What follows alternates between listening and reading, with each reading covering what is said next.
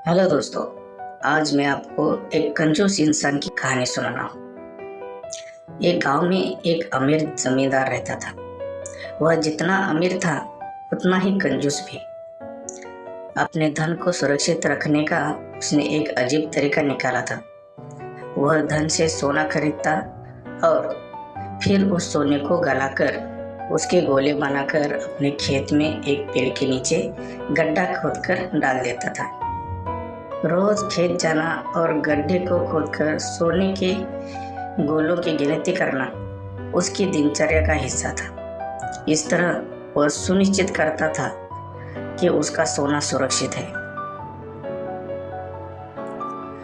एक दिन एक चोर ने कंजूस आदमी को गड्ढे में से सोना निकालकर गिनते हुए देख लिया। वह चुपकर उसके जाने का इंतजार करने लगा। जैसे ही कंजूस आदमी गया, वो गड्ढे के पास पहुंचा और उसमें से सोना निकालकर भाग गया।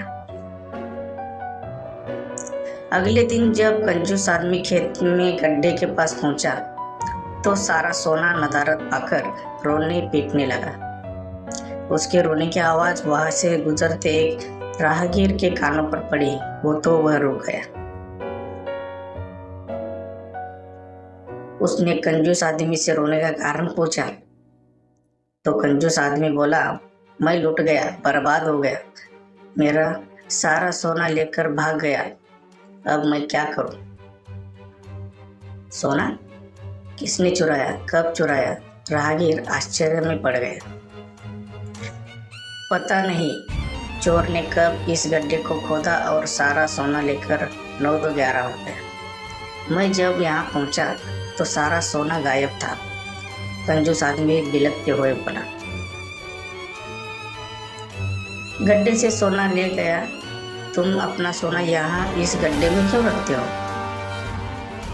अपने घर पर क्यों नहीं रखते? वहाँ जरूरत पड़ने पर तुम उसका आसानी से उपयोग कर सकते हो।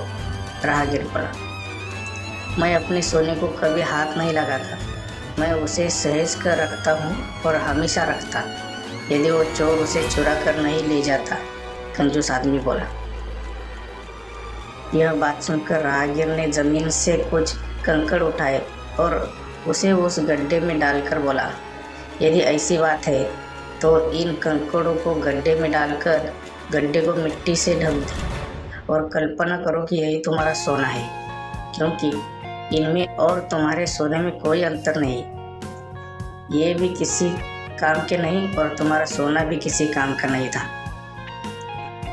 उस सोने का तुमने कभी कोई उपयोग ही नहीं किया, नहीं करने वाले थे। उसका होना और न होना बराबर था। दोस्तों, हमें इस कहानी से सीखने मिलता है, जिस धन का कोई उपयोग न हो उसका कोई मोल नहीं होता।